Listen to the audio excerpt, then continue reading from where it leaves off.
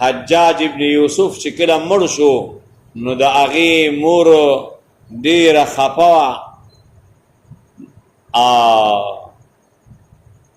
یا مریض شو مرض الموت کې و نو هغې ورته مورې ولې تا داسې زندگی تیره کړې ده نو چې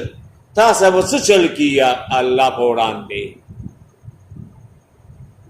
نو هغه ورته مورې الله رحمان ډېر مهربان دی که الله د قیامت په ورځ ما ته ووایي چې دا فیصله ستا خوښه حجاجه په مور باندې کې او که ما باندې کې زه به ورته ویم الله دا فیصله په تا کوم په مور یې نه کومه او سره د دې نه چې مور څومره مهربانه وي لا اله الا الله د الله دې رحم ته به سترګې داسې نیسي چې الله ستا د رحم په امید الله ستا د رحم په امید قدم اوچتوم په ځمکې په سر